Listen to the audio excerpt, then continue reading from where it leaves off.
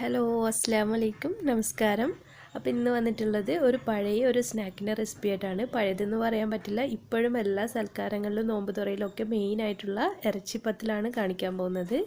അപ്പോൾ ഇത് നമ്മൾ ചെയ്തെടുക്കുന്നത് ഒരു ഫില്ലിങ്സ് വെച്ചിട്ട് മുകളിൽ നമ്മുടെ മൈദയും ആട്ടയും വെച്ചിട്ടുള്ള കവർ കൊണ്ടാണ്.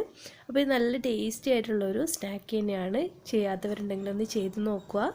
അപ്പോൾ വീഡിയോയിലേക്ക് പോകുന്നതിന് മുമ്പായിട്ട് നിങ്ങൾ ആരെങ്കിലും ഈ ഒരു ചാനൽ ആദ്യമായിട്ട് കാണുകയാണെങ്കിൽ വീഡിയോക്ക് താഴെ ഇതുപോലെ ഒരു ചുവന്ന സബ്സ്ക്രൈബ് എന്ന് എഴുതിയത് കാണാം, അതൊന്ന് ക്ലിക്ക് ചെയ്യുക. അപ്പോൾ ഒരു ബെല്ലിൻ്റെ പടം വരും, അതിൽ മുകളിലത്തെ ഓൾ ക്ലിക്ക് ചെയ്യുകയാണെങ്കിൽ ഞാൻ അപ്ലോഡ് ചെയ്യുന്ന എല്ലാ വീഡിയോസും നിങ്ങൾക്ക് മുടങ്ങാതെ കാണാൻ കഴിയും.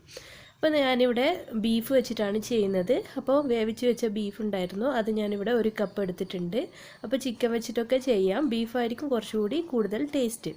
അപ്പോൾ ബോൺലെസ് ബീഫ് എടുത്തിട്ട് വേവിച്ച് വെച്ചിട്ടുണ്ട്. ഇനി ഇതിനെ നമുക്ക് മിക്സിയുടെ ചെറിയ ജാറിലിട്ടിട്ട് ഒന്നങ്ങ് ക്രഷ് ചെയ്തെടുക്കാം. ഒരുപാട് അടിച്ചെടുക്കേണ്ട ആവശ്യമില്ല, അല്ലെങ്കിൽ കത്തി വെച്ചിട്ട് ചെറുതായിട്ട് മുറിച്ചെടുക്കുന്നതായിരിക്കും കുറച്ചുകൂടി നല്ലത്.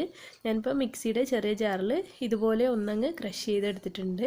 അപ്പോൾ ഇതുപോലെ തന്നെ നിങ്ങൾക്ക് വേണമെങ്കിൽ ചിക്കന് കുറച്ച് മുളക് പൊടി, മഞ്ഞൾപ്പൊടി, കുരുമുളക്, ഉപ്പ് ഇട്ടിട്ട് വേവിച്ചെടുത്താൽ മതി.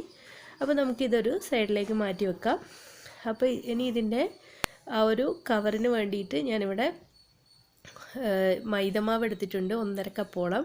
അപ്പോൾ മൈദമാവിലേക്ക് ഒരു 2 ടേബിൾ സ്പൂണോളം ആട്ടപ്പൊടി കൂടി ചേർത്ത് കൊടുക്കുന്നുണ്ട്.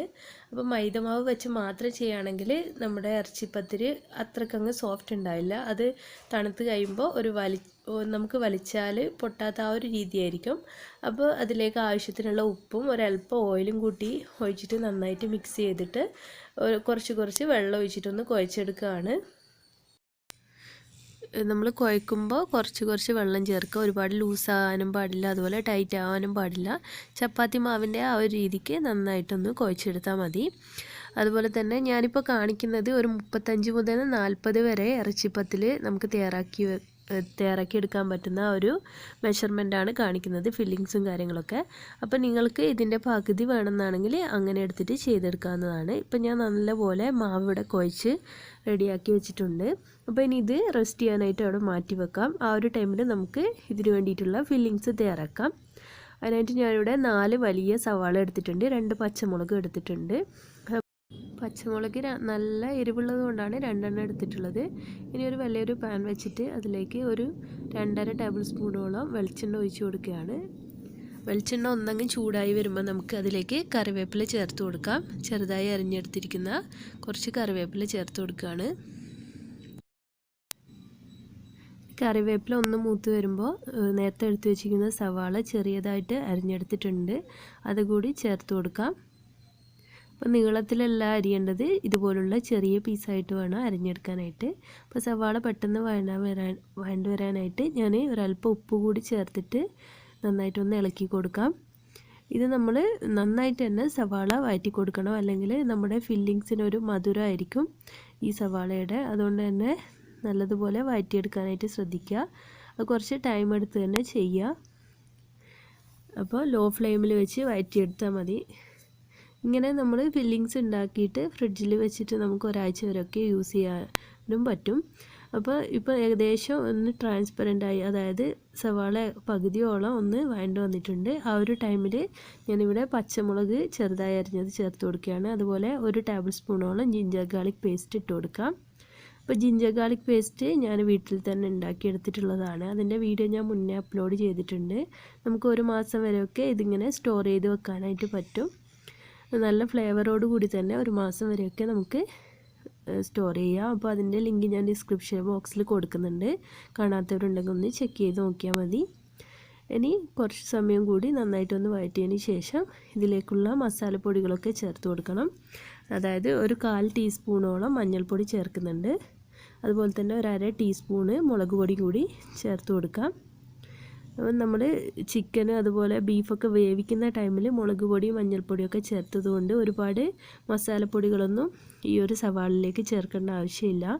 എന്നിട്ട് നന്നായിട്ടൊന്ന് വഴറ്റി കൊടുക്കാം. ഈ നമ്മൾ ആഡ് ചെയ്ത ഈ ഒരു മസാലപ്പൊടികളുടെ പച്ചമണമൊക്കെ മാറുന്നത് വരെ ഒന്നങ്ങ് വഴറ്റി കൊടുക്കാം. അതിനുശേഷം ഞാനിവിടെ നമ്മൾ നേരത്തെ മിക്സിയുടെ ജാറിലിട്ട് ക്രഷ് ചെയ്ത് വെച്ച ബീഫിൻ്റെ പീസ് ചേർത്ത് കൊടുത്തിട്ടുണ്ട്. അപ്പോൾ ചേർക്കുന്ന ടൈമിൽ ക്യാമറ ഓൺ ചെയ്യാൻ മറന്നുപോയി, അതാണ്. അപ്പോൾ അതുകൂടി ഇതിലേക്ക് ചേർത്തിട്ട് നന്നായിട്ടൊന്ന് മിക്സ് ചെയ്ത് കൊടുക്കാം.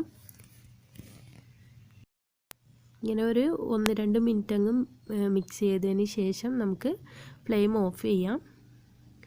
ഇനി ഇതിലേക്ക് അവസാനമായിട്ട് ഗരം മസാല ചേർത്ത് കൊടുക്കണം. അപ്പോൾ വീട്ടിൽ തന്നെ പൊടിച്ചെടുത്ത ഗരം മസാലയായിരിക്കും കുറച്ചുകൂടി നല്ലത്. അപ്പോൾ ഞാനൊരു 1/2 ടീസ്പൂണോളം ഗരം മസാല ചേർത്ത് കൊടുക്കുന്നുണ്ട്. അതുപോലെ തന്നെ ഒരു 1/2 ടീസ്പൂണോളം കുരുമുളക് പൊടിയും ചേർത്ത് കൊടുക്കാം. പിന്നെ ഞാനിവിടെ കുറച്ച് മല്ലിയില ചെറുതായി അരിഞ്ഞെടുത്തിട്ടുണ്ട്. അതുകൂടി ചേർത്തിട്ട് ഒന്നങ്ങ് മിക്സ് ചെയ്തിട്ട് നമുക്കിത് തണുക്കാനായിട്ട് മാറ്റി വെക്കാം.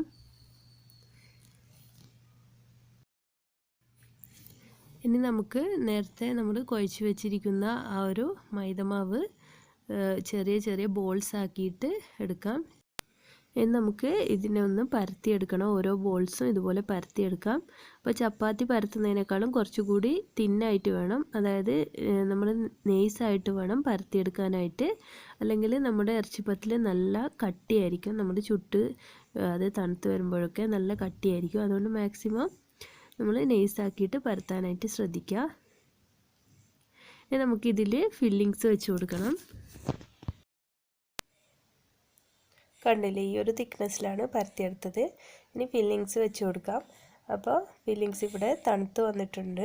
ഇനി ഓരോ സ്പൂൺ വീതം ഫില്ലിങ്സാണ് വെച്ച് കൊടുക്കുന്നത്. അപ്പോൾ നമ്മുടെ ഈ ഒരു റൗണ്ട് ഷേപ്പിലുള്ളതിന് നമുക്ക് 2 ഇറച്ചിപ്പത്തിരി ഉണ്ടാക്കിയെടുക്കാം. അപ്പോൾ ഇങ്ങനെ 2 സൈഡിലായിട്ട് ഓരോ സ്പൂൺ വീതം വെച്ച് കൊടുക്കുകയാണ്. ഇതൊരു മീഡിയം സൈസിലുള്ള ഇറച്ചിപ്പത്തിലാണ്. ചിലർ ഇതിലേക്കാളും വലിയ സൈസാണ് ഉണ്ടാക്കാറ്. അപ്പോൾ നിങ്ങൾക്ക് ഇഷ്ടമുള്ളതുപോലെ ഉണ്ടാക്കിയെടുക്കാം.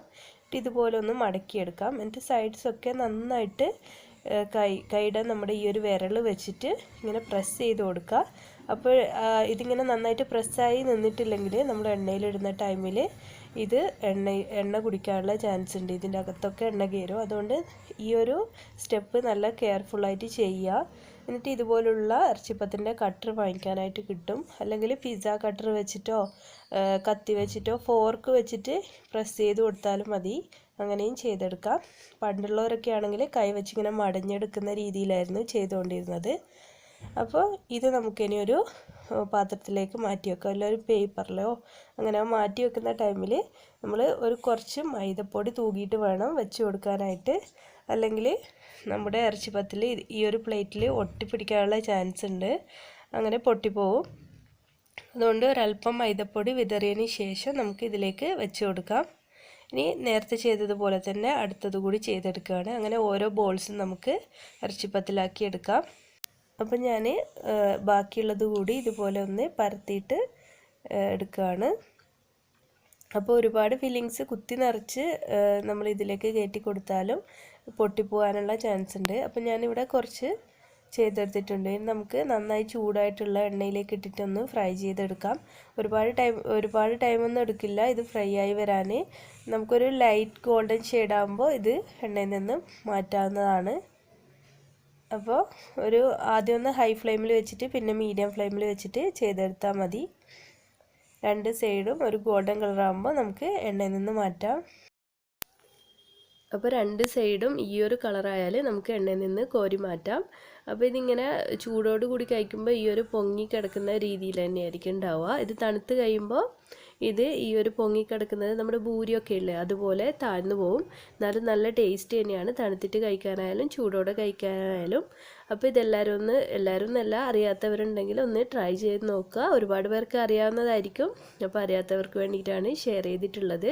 അപ്പോൾ ചെയ്യുന്ന സമയത്ത് എന്തെങ്കിലും ഡൗട്ട് ഉണ്ടെങ്കിൽ കമൻറ്റ് ബോക്സിൽ ചോദിച്ചാൽ മതി, ഞാനതിന് റിപ്ലൈ തരാം. അതുപോലെ തന്നെ ചാനൽ ആദ്യമായിട്ട് കാണുന്ന ആരെങ്കിലും ഉണ്ടെങ്കിൽ ഒന്ന് സബ്സ്ക്രൈബ് ചെയ്യുക. പിന്നെ ഇഷ്ടമായാൽ ലൈക്ക് ചെയ്യാനും ഷെയർ ചെയ്യാനും മറക്കരുത്.